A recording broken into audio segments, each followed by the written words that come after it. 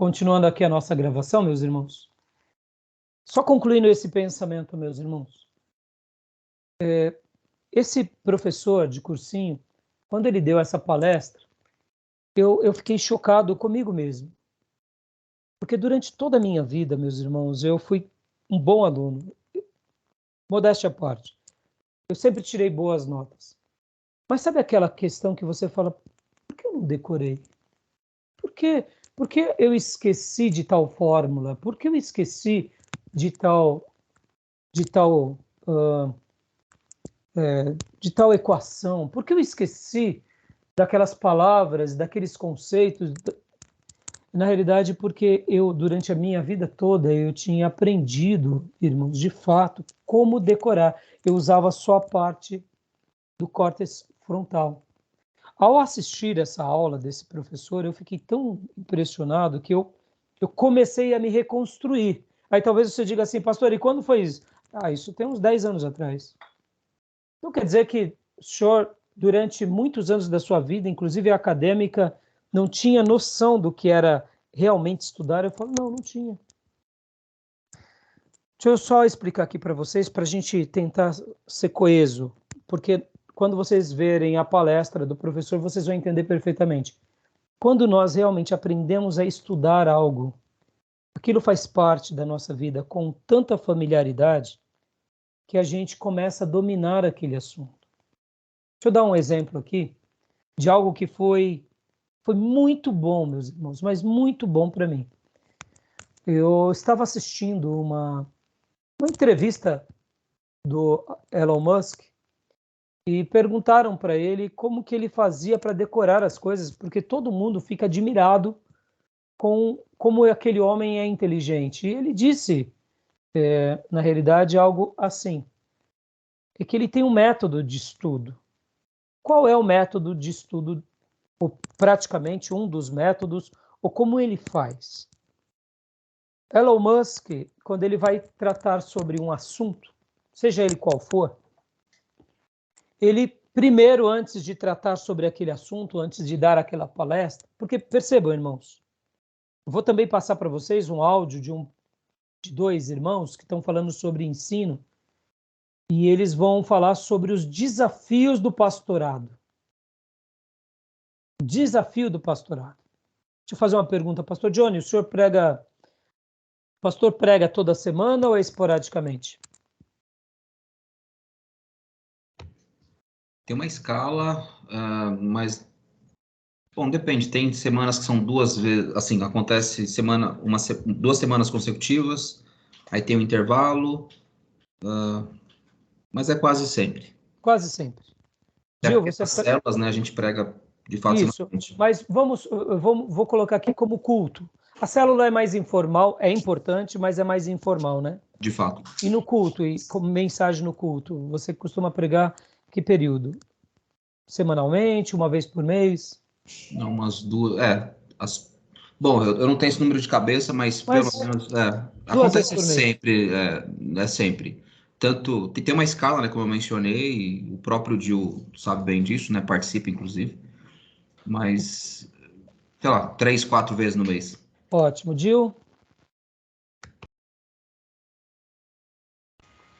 Eu acredito que da mesma forma, mas talvez um pouco menos, umas 2 vezes por mês, talvez. Tá. Felipe também prega por volta disso, uma vez. Agora, o pastor de vocês, pastor Johnny, prega quantas vezes por mês? É basicamente todos os cultos. Assim, quando não somos nós, ele está pregando, então, muito mais vezes. Agora, deixa eu fazer uma pergunta para vocês três. Vocês já se sentiram assim, um pouco... Puxa vida, tá chegando o dia de eu pregar, meu Deus, e agora? O que eu vou fazer? Já aconteceu mais, honestamente, já aconteceu mais. Agora, graças a Deus, não tanto, não com tanta frequência. O seminário favorece nisso, né? De fato. O seminário clareia ideias, esse ambiente de ensino, né? As Exato. leituras te provoca. Por que eu estou falando isso? Nesse áudio que eu vou passar para vocês, vocês vão ver que os pastores que estão ali trabalhando na área do ensino, vocês vão entender perfeitamente o dilema que é cuidar de um púlpito semanalmente. Parece algo simples, que é subir ali. E já cheguei a conversar com algumas pessoas, até o Brejo, olha, pastor, o senhor, tanto ano de janela, né? Seminário é a coisa mais fácil do mundo. O senhor prega qualquer coisa, está preocupado com o quê? Eu falo, filho, você não imagina o que você está falando. Você não tem noção do que você está falando. Já preguei, sim, inúmeras vezes. Mas não é porque eu já preguei inúmeras vezes que eu não preciso me preparar para o próximo domingo. A espada está afiada, mas eu preciso passar ela na lima. Se eu não passar ela na lima, se eu não tirar os ferrugem, ela não vai cortar domingo. Ela já cortou, o machado já cortou vários eucaliptos. Mas esse machado precisa ser afiado hoje para cortar os próximos. Está entendendo o que eu quero dizer, meus irmãos? Então, voltando à ideia de Elon Musk. Elon Musk, ele disse o seguinte, o que ele faz para ele realmente dominar um assunto? Olha que coisa fantástica. Então, se ele vai falar sobre um assunto qualquer, antes dele falar, ele escreve tudo o que ele sabe sobre aquele assunto. Ele escreve. Então, se ele vai falar sobre energia elétrica no carro, ele vai escrever tudo o que ele sabe. Depois de escrito tudo o que ele sabe, ele vai ver as partes que estão menos esclarecidas e aí ele vai estudar mais sobre aquilo para poder se aprofundar mais. E, por último, ele tenta se comunicar como se estivesse falando para crianças. Aí talvez você diga assim, pastor, então ele tenta simplificar. E aí é onde entra a parte mais difícil. Falar para crianças. Fazer uma criança entender aquela sua ideia complexa e científica. Parece algo bobo e simples. Mas, irmãos, no momento em que Elon Musk falou isso, eu lembrei do professor. Eu lembrei do quanto é poderoso quando você acomoda o conhecimento. Perceba, eu estou falando aqui para vocês. Acomodar o conhecimento. Mas, na realidade, o conhecimento que nós acomodamos, a gente só vai passar com êxito a alguém aquilo que a gente realmente domina. E olha como é complexo isso. E por que eu estou falando tudo isso para vocês, meus irmãos? Porque podem ver, Jesus, ele dava uma prioridade profunda no ensino. Por quê? Porque ele acomodava o conhecimento, assim como os apóstolos, dominava o assunto para depois transmitir com excelência. E vejam que são processos, é o processo da aprendizagem, é o processo da construção ou da elaboração do que você aprendeu, ou seja, da ampliação, e depois é o processo da transmissão. Percebam como que tudo isso é muito complexo. Receber uma informação é algo aparentemente simples, mas acomodar a informação é algo notável. Depois que se acomoda a informação, você tem essa amplitude, você vai trabalhar nela, você vai expandir, você vai fazer perguntas para você mesmo do que você entendeu, do que você não entendeu, e você vai ampliar aquele conhecimento. Em outras palavras, você vai dar mais corpo àquilo tudo. E depois de tudo isso, você vai para o outro e para o último processo, que é o que? A transmissão desse conhecimento. Parece algo simples, mas é muito difícil. Principalmente para quem prega toda semana. É muito complicado. Por isso que a pedagogia e o ensino, ele é uma das artes mais fantásticas. Porque quando a gente realmente domina, ou pelo menos a gente tenta fazer uma boa lição de casa, a nossa retenção ela é boa, a nossa capacidade de interagir sobre o tema é ótimo, e a nossa transmissão vai ser bem efetiva. E assim, podem ver, irmãos, olha que interessante. Quando nós damos aula, uma das coisas mais lindas de se dar aula é porque você, ao dar aula, você aprende 2 vezes. Isso é fantástico. Você aprende recebendo e depois você aprende durante todo o processo de dúvidas e esclarecimento e depois você passa tudo aquilo. Então, na realidade, um professor ele acaba sendo uma pessoa muito privilegiada. Se as pessoas soubessem que ensinar as enriquece intelectualmente, haveriam mais professores do que existem. Concorda? Porque, irmãos, no momento que você passa uma informação, você nota que algumas pessoas entenderam, outras não. E nesse processo você tenta esclarecer, e nesse processo você tenta se melhorar, e nesse processo você tenta ampliar, e nesse processo você tenta ter uma comunicação clara, que também é difícil. Podem ver que essa questão da comunicação é muito difícil. Podem ver a arte da oratória.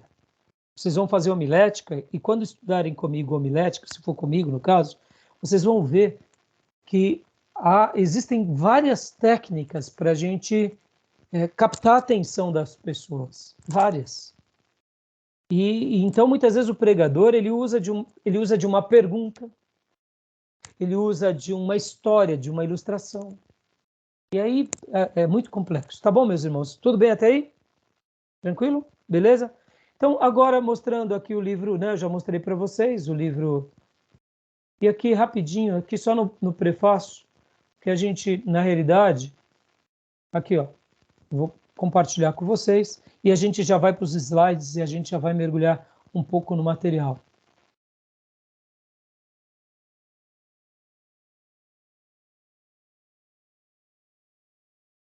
Olha só. Leia para nós, pastor Johnny.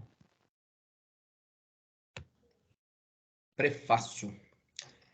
Esse livro é a resultante do trabalho de aulas dadas sobre educação religiosa no Seminário do Sudeste e de palestras feitas para professores de escolas bíblicas dominicais em igrejas, em reuniões, de congressos e de convenções regionais de escolas bíblicas dominicais e em cursos intensivos.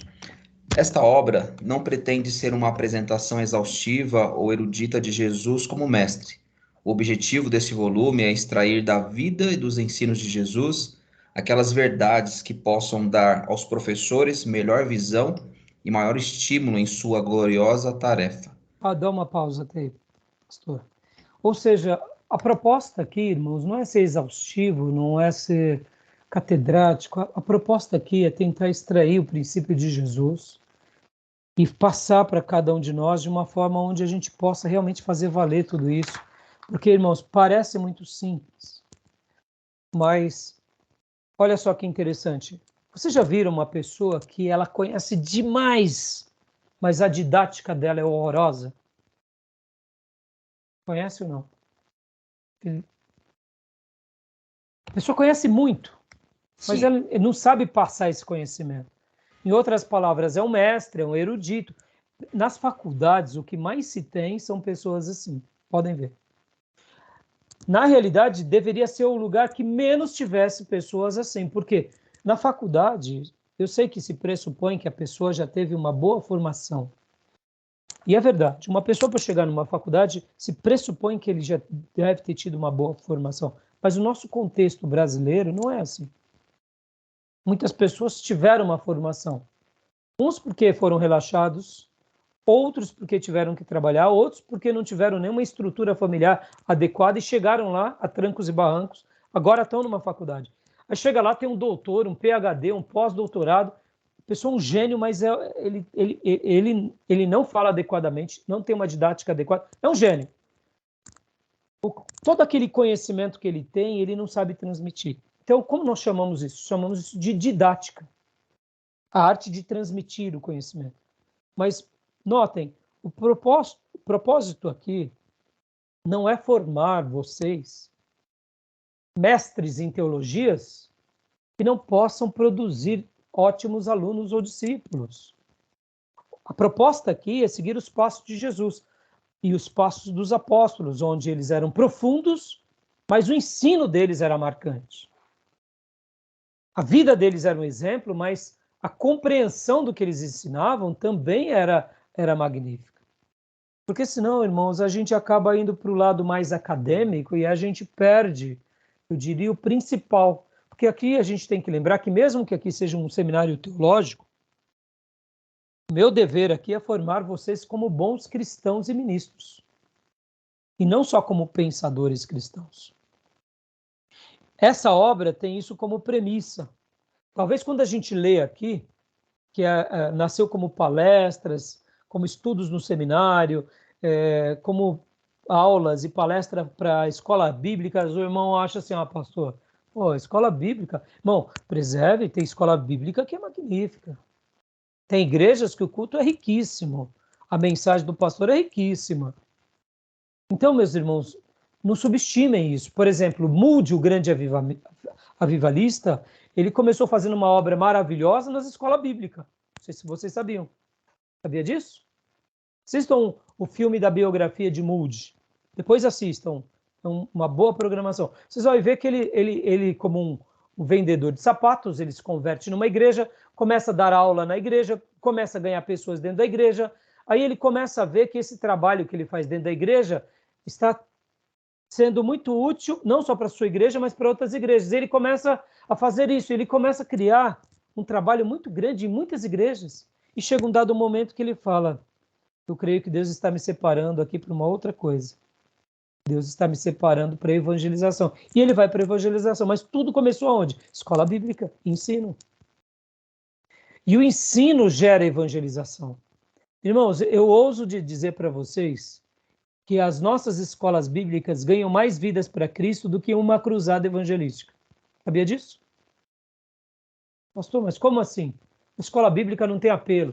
Pode não ter apelo, mas tem ensino cristão. Numa célula, num pequeno grupo, quando você discipula alguém, tem mais evangelismo do que quando há uma cruzada. Porque lá na cruzada tem aquele momento maravilhoso, aquele momento contagiante, tem uma informação. Mas num pequeno grupo, numa sala de escola bíblica, está tendo quebra de paradigmas. A pessoa está aprendendo que ela é pecadora, ela está aprendendo que Jesus morreu no lugar dela, ela está aprendendo que Jesus fez a propiciação, ela está aprendendo. E esses valores vão introjetando dentro dela, e quando vai ver, nasce uma vida verdadeiramente para o reino de Deus. Mas você fala, pastor, mas na escola bíblica? Sim, na escola bíblica. Ele aceitou Jesus há 2, 3 anos, mas agora que se converteu. Está entendendo? É o ensino, meus irmãos. O que Jesus diz? Conhecereis a verdade, e a verdade vos libertará. Quando a gente lê a palavra de Deus, e, por exemplo, olha só que fantástico, João 17, na oração sacerdotal de Jesus, João 17, 17, diz o quê? Santifica-os na verdade. A tua palavra é a verdade. Conhecimento falado, ensinado, você está levando verdades, e essa verdade santifica aquela alma, essa verdade liberta aquela alma. Vocês aqui estão sendo santificados na verdade. Estão sendo afirmados na verdade. Eu, quando estudo para passar para vocês, estou sendo afirmado na verdade. Estou sendo santificado na verdade. Em outras palavras, eu estou sendo liberto da ignorância. Por isso que acomodar o conhecimento é fantástico. E por isso que Elon Musk, quando ele anota tudo que ele vai falar, e ele vê que em alguns pontos ele tem dificuldade, ele vai estudar, e ele continua a sua anotação, e depois, por último, ele tenta falar tudo o que ele escreveu e aprendeu numa linguagem simples e objetiva, isso não é regredir, isso é dominar o assunto. Deixa eu só ensinar uma coisa para vocês aqui também. A arte de ser sucinto. O que é ser sucinto? Vamos lá. Gil, o que é ser sucinto? Defina para mim. O que é sucinto? Sucinticidade ou algo sucinto. O que é sucinto? De uma forma direta, simples e clara. Muito bem, muito bem. Você foi direto, simples e claro. Você foi sucinto. Eu ia perguntar para os demais, você estragou. Você estragou. Não deu nem para perguntar para os demais. Querem complementar com alguma coisa, meus irmãos? Felipe e Johnny. Não, tá de boa. Mal dicionário, hein? Hã? Mão de um dicionário aí, tá bom? Nem tem mais o que definir, não. Ai, Jesus. Dito ou escrito com poucas palavras, breve, resumido, lacônico, limitado ao essencial. Eu gosto dessa definição. Limitado ao essencial. Quando você fala para uma criança, limitado ao essencial, você tenta traduzir o que é complexo de forma sucinta. Irmão, a arte de ser sucinto é uma das coisas mais complicadas. Agora, deixa eu fazer uma outra pergunta, já que você estragou o barato, viu, Gil? Prolixo. Pastor Johnny, o que é uma pessoa prolixa? Felipe fala por último. Você lembra o que é prolixo? Eu acho que é o inverso, né? De ser sucinto. Ah, você está estragando também, viu? Vou te falar. Não, eu coloquei o acho não é na frente ainda, mas me parece ser complexo. Isso aí. É que, na realidade, o prolixo é aquele que tenta explicar bastante, né? Felipe, quer falar alguma coisa sobre isso? Eu lembro, em relação ao sucinto e prolixo, eu lembro de uma prova que eu fiz na faculdade. É aquilo que o senhor falou, de dominar o assunto, né?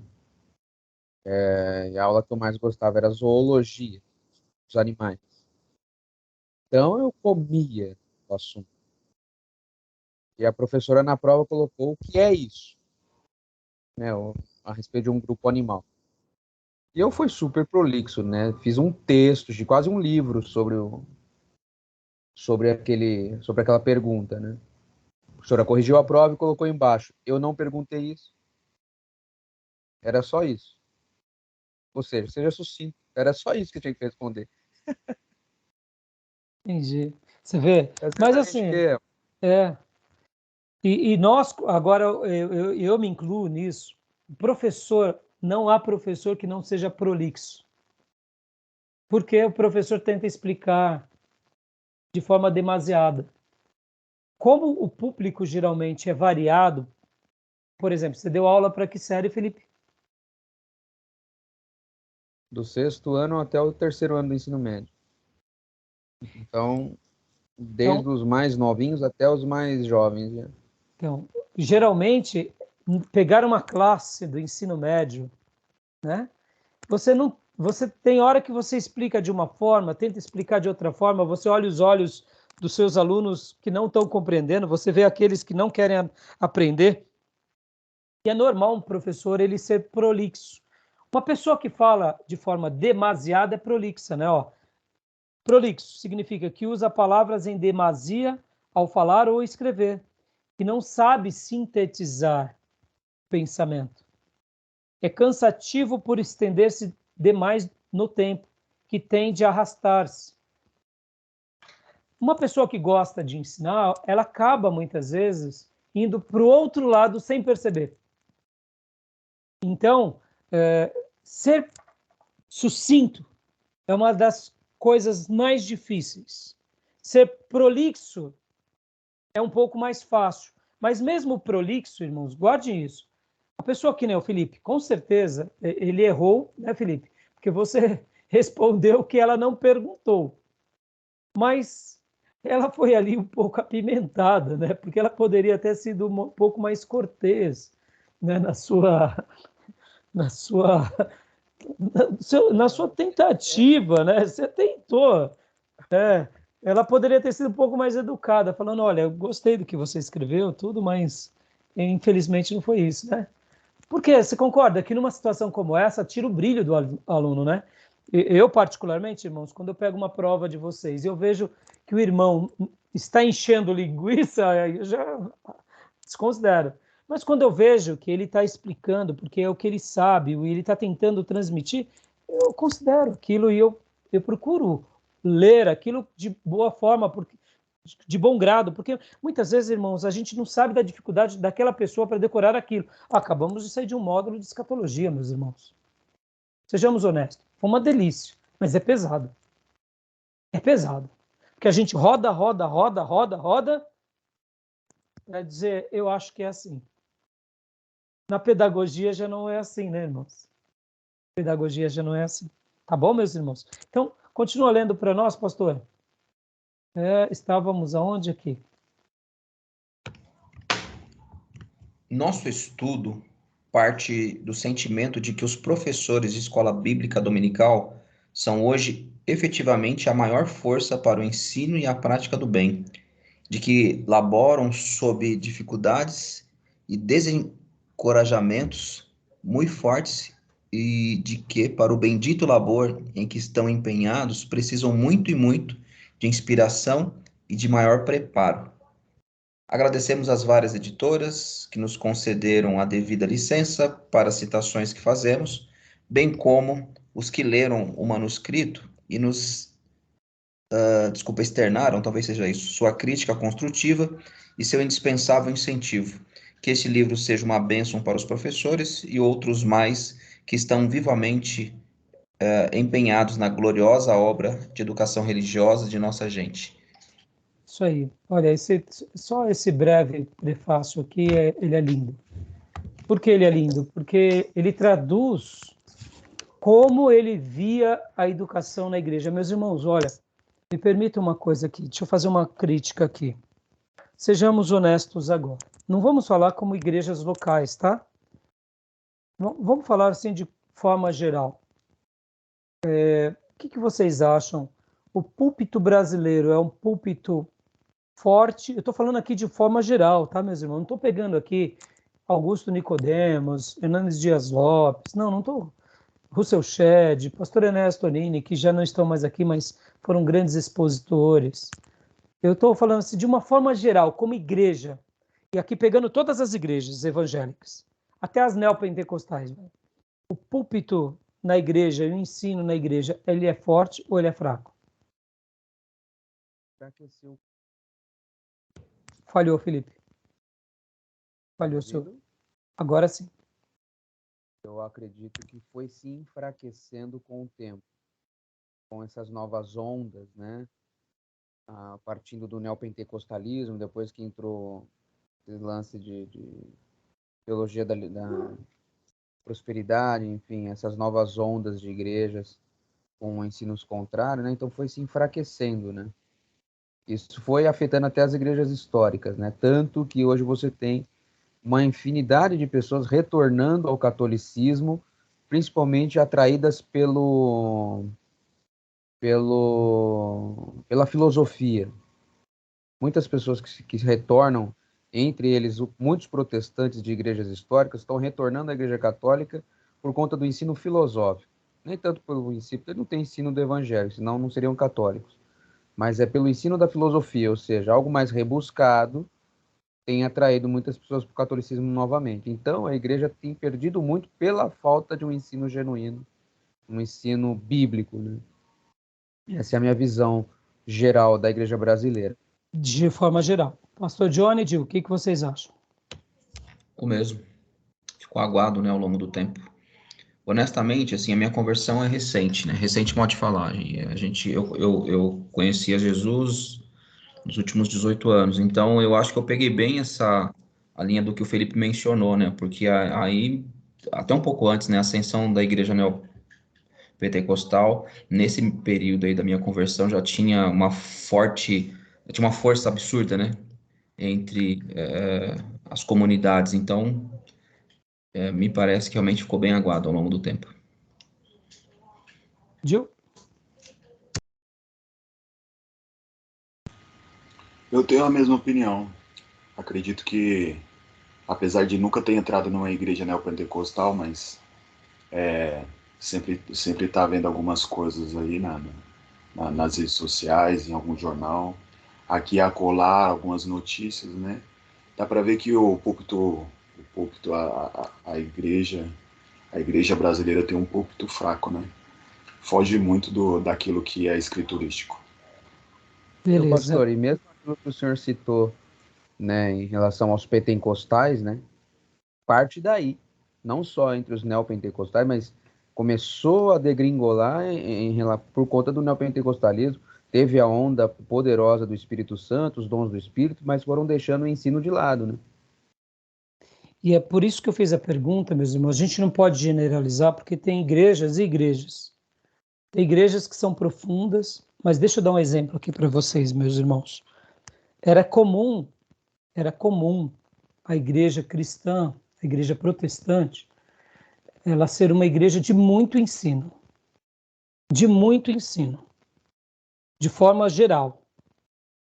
E até mesmo quando os nossos irmãos suecos que vieram para o nosso país, que são os pais da Assembleia de Deus, começaram fazendo aquela obra de evangelização em Belém do Pará, Daniel Berg, Gunnar Wing, quando eles começavam a fazer a sua obra e evangelizar os pobres, e principalmente o sertão nordestino, e todas essas regiões, era comum muitas pessoas não saberem ler e escrever e serem alfabetizados com a Bíblia. Então, mesmo que eles tivessem um culto caloroso, pentecostal, uma coisa que eles não abriam a mão era o ensino da palavra. E de uma forma simples e piedosa, era comum eles devorarem a Bíblia. Então, duas coisas que acompanhavam o surgimento da Igreja Assembleia de Deus. Um, ensino da palavra, mesmo que limitados do jeito simples. Segunda coisa, uma vida de muita piedade e oração. Era comum na antiguidade os nossos irmãos terem joelhos calejados. Então, eles combinavam muita leitura bíblica e muita oração. E dentro disso, uma militância muito grande no cristianismo, sendo cristãos piedosos. Vocês podem ver que os valores antigos eram: o crente não bebe, o crente não mente, o crente o crente não adultera. O crente, ele era um exemplo na sociedade. Quando alguém queria tirar a prova dos 9, chamava o crente. Isso se perdurou durante algumas décadas, depois que houve um movimento, e os tradicionais, e os batistas, e os presbiterianos e metodistas, não, eles eram um lado mais religioso e inteligente, mas eles eram piedosos, eles não eram mundanos, eram um pouco mais antenados com relação à vida, estavam mais na universidade, mas eles eram piedosos. Depois veio o movimento pentecostal avivado, e o movimento avivado dá uma florida, eu diria, no meio tradicional, traz uma certa harmonia entre as igrejas, mas nesse contexto, até mesmo dos avivamentos, o estudo era frequente. Era comum você ver cristãos lerem muito a Bíblia e lerem muitos livros bons.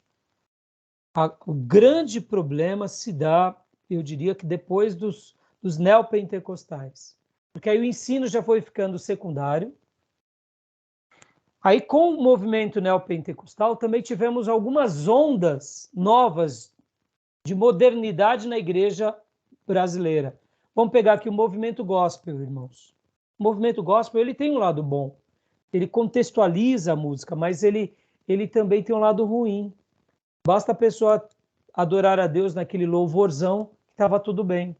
Por exemplo, de fato, pastor Johnny, você falou de 18 anos, e é verdade. Nesses últimos 20, 30 anos, houve uma mudança tão brusca, pastor. Eu me converti com 17 anos.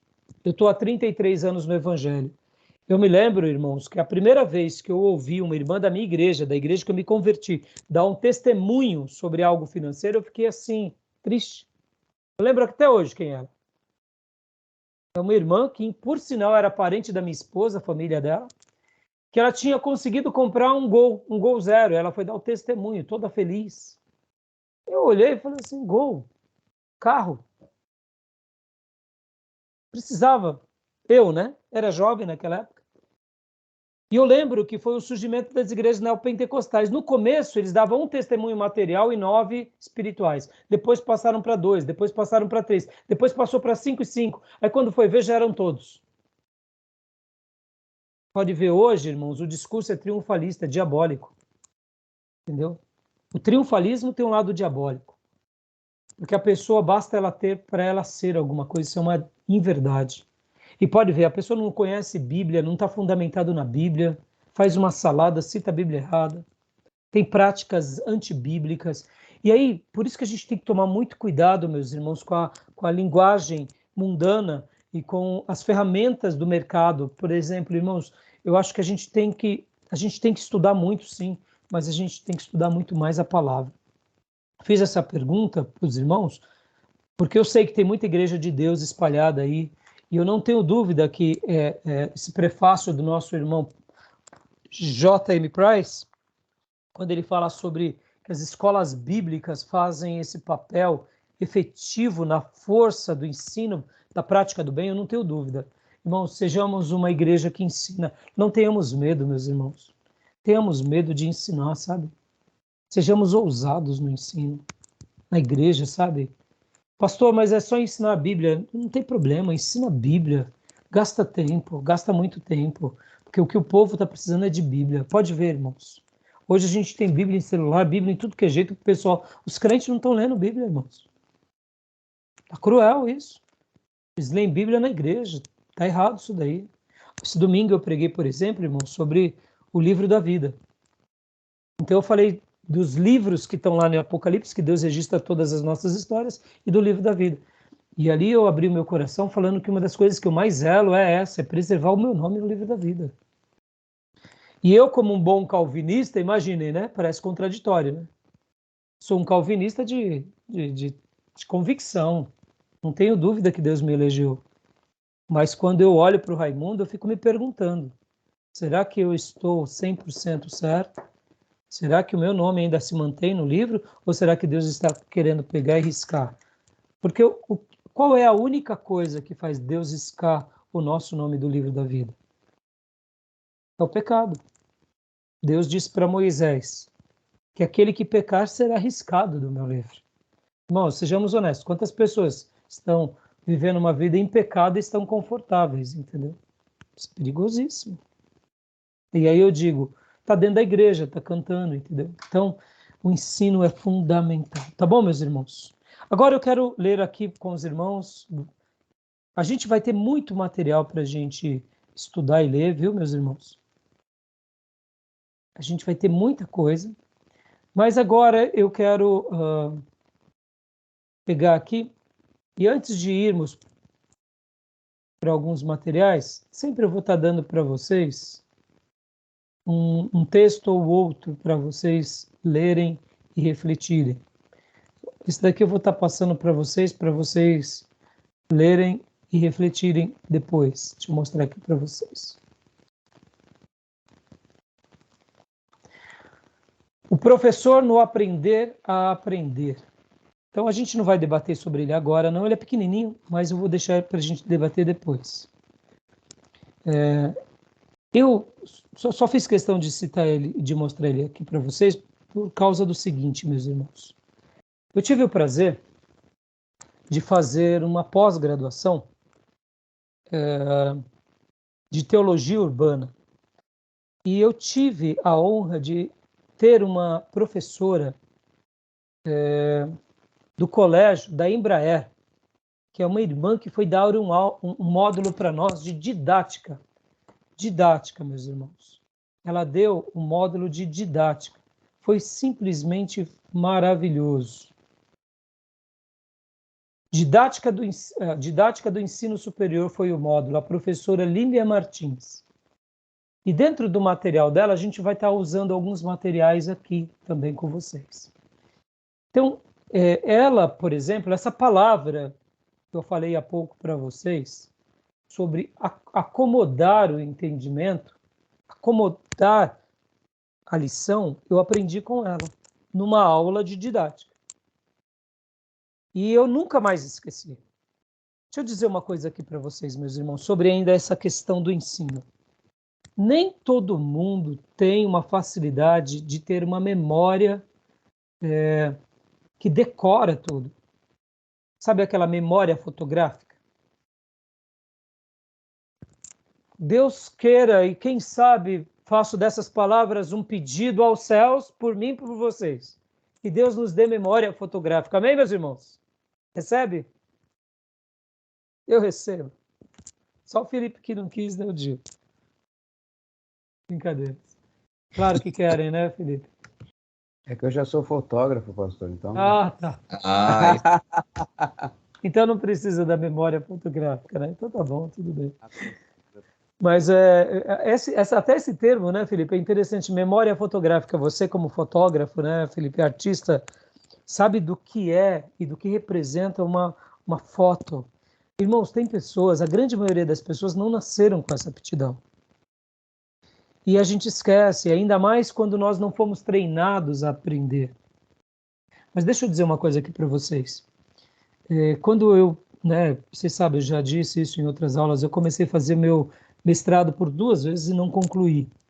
Mas as minhas pós eu concluí. E eu estava em Perdizes, numa aula, e o professor que nos dava aula de história, professor exímio, não me recordo o nome dele agora, ele disse o seguinte, que tinha um aluno na classe dele, que enquanto ele estava ali dando a aula de história, tal, tinha um aluno que sentava bem na frente dele, não anotava nada. Não anotava absolutamente nada. E no meio da aula, muitas vezes ele ia, enfiava a mão na bolsa, arrancava uma banana, começava a descascar a banana e comer a banana na cara do professor. O professor ficava meio irritado, falava, alunos, tomem nota. E ele nada. Aí um dia o professor pensou, ele dizendo isso na aula, ele falou assim, hoje eu pego esse menino. Hoje é o dia da prova, quero ver. E ele tascou uma prova bem complicada, e ele dizia para nós, que ele falava assim, eu quero ver o menino que não anota, o desaforado que come banana na primeira fileira. Quero ver hoje. Peço para anotar, não anota. O menino entregou a prova aí, o professor todo cheio de vontade de corrigir aquela prova, foi corrigir. Primeira correta, segunda correta, terceira correta, 10. Ele falou, não acredito. Esse menino desaforado que não anota nada. Aí sentou com ele e falou, escuta, menino, vem cá, eu quero abrir o jogo. O professor era crente, né? Foi humilde. Vem cá. Como que... Explica isso daqui. Me explica. Você não anota nada, não toma nota de nada. Você tem coragem ainda de arrancar uma banana no meio da aula e ainda comer na minha cara. E eu estou pedindo para anotar. Falou, professor, me desculpa, professor, eu não queria te constranger, né? E aí ele disse, professor, o aluno disse para o professor, não, professor, é que eu tenho uma memória fotográfica. Todas as aulas que eu já tive estão todas aqui. E eu decoro tudo, sempre fui assim, sempre tirei 10 em tudo. Deus seja louvado por essa memória, né, irmãos? É um presente, né, irmãos? Sejamos honestos. É um presente. E que Deus nos dê esse presente. Então, por que eu dei aqui o elogio à minha professora da Embraer? Porque quando ela usou esse termo de acomodar o conhecimento, eu gostaria que você não esquecesse disso. Porque nós somos desafiados, o professor, no aprender a aprender. Eu aprendi tanto durante esses anos, e como falei para vocês, eu tenho aprendido e estou aberto a aprender coisas novas até hoje. Deixa eu dar um dado aqui, que é um levantamento da nossa capacidade cerebral. Vocês sabem que nós, como seres humanos, no nosso vigor físico, nós temos uma ascensão, chegamos a um ponto de estabilidade e depois tem um declínio. Como o corpo, né? Pode ver, questão hormonal, músculo. Por exemplo, existem esportes que o esportista ele vai estar no momento mais brilhante da sua performance, quando o corpo dele está totalmente formado, que é por volta dos 20 e pouco, 30 anos. Já notaram isso? Futebol, por exemplo. Garoto até os 18 anos é uma águia, mas ele ainda é leve, ele é fraco, ele se lesiona com muita facilidade, é uma águia. Mas depois que ele continua fazendo seus trabalhos de preparação física e continua criando mais musculatura, com 25 anos, aí ele já está... Entre os 25 e os 30 anos dele é o momento dele. Depois dos 30 vem o declínio. Não sei se vocês sabem, por exemplo, no beisebol é assim. No beisebol, aquela força, tanto de jogar a bolinha, quanto as explosões da corrida, quanto as rebatidas, um garotão de 20 anos, ele ainda não está na sua melhor performance. Mas o homem adulto, nos seus 30 anos, sim. Pode ver o soldado, irmãos. Né? Ele está pleno nos 30 anos. Essa curva, esse crescer da nossa vida, essa manutenção, pode ver que um velhinho de 50 anos, que ele se mantém se alimentando adequadamente, tem atividade física e tal, ele vai até os 50, 60, 70, professor de artes marciais, né?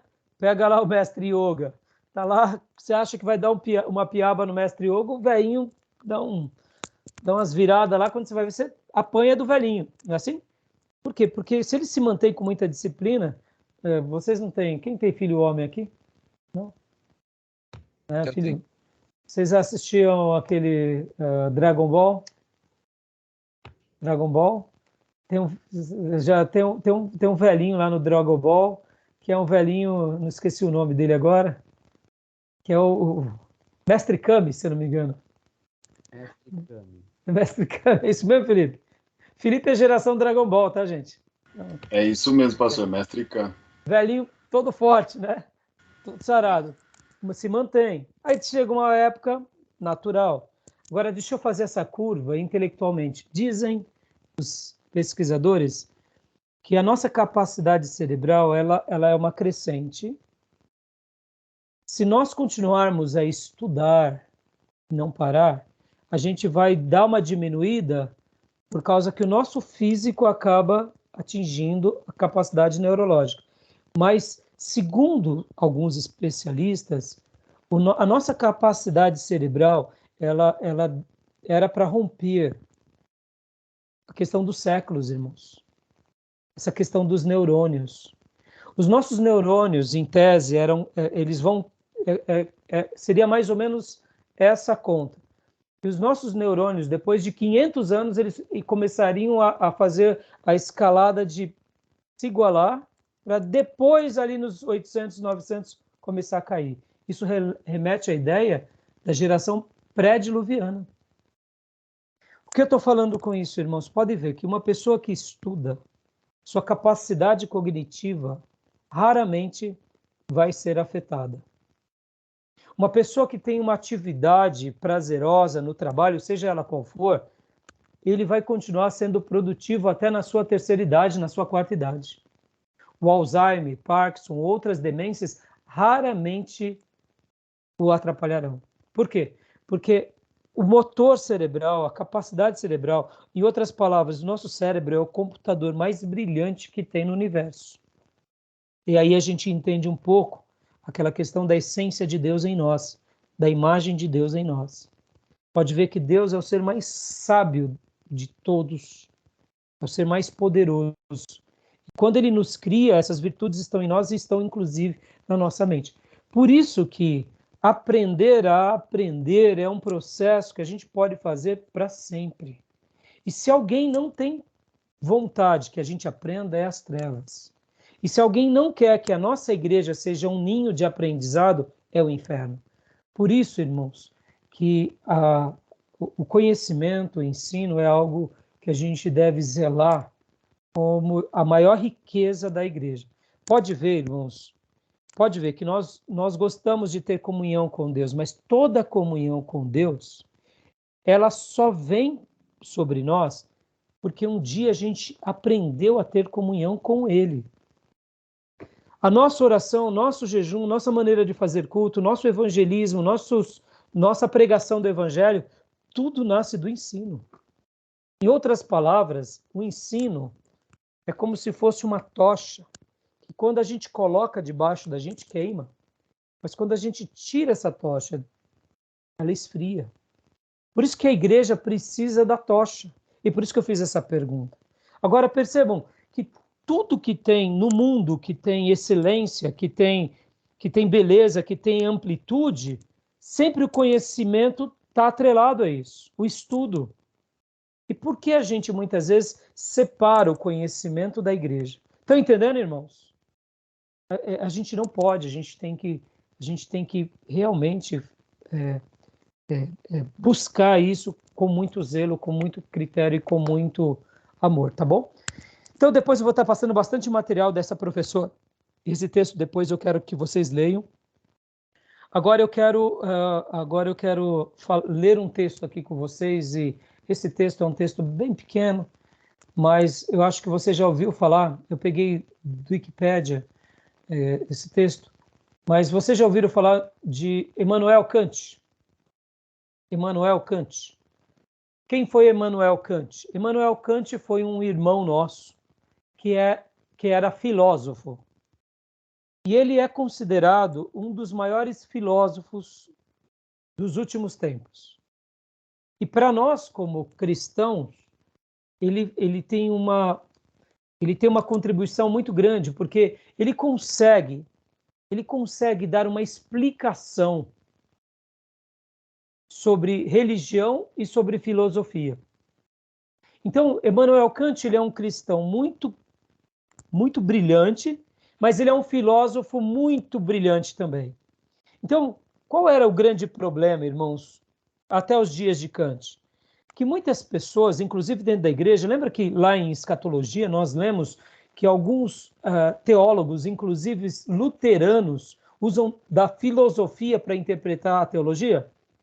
O que Kant faz? Kant faz uma separação entre filosofia e teologia. Kant diz o seguinte, olha, assuntos da filosofia têm a ver com o quê? Com o ser humano. Ser ou não ser. Assuntos da teologia têm a ver com a fé. Então elas não se misturam. Fé é fé, filosofia é filosofia. E depois de Kant, então, muitas coisas ficaram mais nítidas e claras. Mas dentro de muitas lições de Kant, ele tem um princípio que ele chama de menoridade humana. O que é a menoridade humana? Ele vai trabalhar sobre a menoridade humana e outras pessoas vão falar que depois ele fala também sobre a maioridade humana. Que o que Kant está querendo dizer? Que depois que nós nos tornamos adultos, nós não podemos mais agir como crianças intelectuais. Assim como fomos desprendidos de uma infância, a gente precisa ser desprendido da ignorância. Porque somente assim a gente atinge a maioridade. E atingindo a maioridade, a gente sai da menoridade. Porque a gente passa a ser esclarecido. E depois de esclarecidos, a gente nunca mais volta a viver como um não esclarecido. Irmãos, deixa eu dizer uma coisa aqui para vocês. Existem coisas na nossa vida que depois que a gente passa, a gente não volta mais a ser. Por exemplo, essa é a questão da questão da ignorância. Depois que a gente aprende algo, a gente só retrocede por muita hostilidade e por muita ignorância. Ou seja, por muita teimosia ou burrice. Porque depois que uma pessoa foi esclarecida, que ela foi iluminada, ela só volta a praticar aquilo se ela se tornar uma pessoa muito obtusa. O que é um obtuso, irmãos? É aquela pessoa truculenta. Na realidade, o obtuso, a definição de obtuso é aquele que tem dificuldade de compreensão, certo? Uma pessoa obtusa é uma pessoa truculenta, ela não consegue ter compreensão. Então, quando eu falo aqui que a gente só volta a ser aquilo se a gente se tornar obtuso, na realidade não é nem essa palavra correta. A gente só volta a praticar daquela forma se a gente se tornar muito rebelde. Porque depois de esclarecido, fazer aquilo que é errado, muita rebeldia e é muita teimosia. Concorda comigo? Porque uma coisa é você não saber e fazer, e outra coisa é você saber e fazer. E eu queria ler com vocês esse texto de Kant aqui. Ele é pequeno, mas eu acho que ele vai ser bem esclarecedor. Leia para nós, pastor Johnny. Vamos ler cada uma frase. Estão vendo bem? O senhor pode aumentar um pouco mais, por favor? E agora? Legal.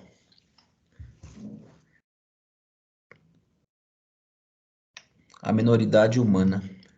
Kant define a palavra esclarecimento como a saída do homem de sua menoridade. Segundo esse pensador, o homem responsável por sua saída da menoridade. Kant define essa menoridade... Só uma pausa aqui, só uma pausa. Lê de novo essa segunda frase. Ó. Segundo esse pensador, o homem é responsável por sua saída da menoridade. Ou seja, quem é que é responsável por qualquer mudança? Somos nós mesmos sobre nós. Ou seja, se nós não quisermos, nós não mudamos. Mas na hora que nós falamos, não, eu preciso mudar, eu preciso crescer, então a gente se torna responsável por nós mesmos, né? Continua. Kant define essa menoridade como a incapacidade do homem de fazer uso do seu próprio entendimento. Ou seja, enquanto eu não faço uso do meu entendimento, eu estou dentro da menoridade. Existem muitas pessoas assim? Sim. E na igreja também. Continua para nós, pastor. A permanência do homem na menoridade se deve ao fato de ele não ousar pensar. Ou seja, ele está confortável de seguir o padrão de manada. Percebam, igrejas neopentecostais e muitas outras igrejas que seguem o fluxo da emotividade estão satisfeitos em não pensar porque tem alguém que pensa por eles e diz o que eles querem ouvir. Então, quando eu fico nessa permanência e não me permito pensar, eu estou dentro da minoridade. Continua. A covardia e a preguiça são as causas que levam os homens a permanecerem na minoridade. Um outro motivo é o comodismo. É bastante cômodo permanecer na área de conforto. É cômodo que existam pessoas e objetos que pensem e façam tudo e tomem decisões em nosso lugar. É mais fácil que alguém o faça do que fazer determinado esforço, pois já existem outros que podem fazer por mim. Os homens, quando permanecem na minoridade, são incapazes de fazer uso das próprias pernas, são incapazes de tomar suas próprias decisões e fazer suas próprias escolhas. Em outras palavras, né? Parece que realmente essa é uma melhor escolha, mas essa é uma péssima escolha, porque a gente se permite com que outros escolham por nós. É pura comodidade, é pura indolência. Eu vou dar uma pausa aqui na nossa gravação, vou continuar a leitura do texto na próxima gravação, tá bom, meus irmãos? Só um minutinho. Perfeito.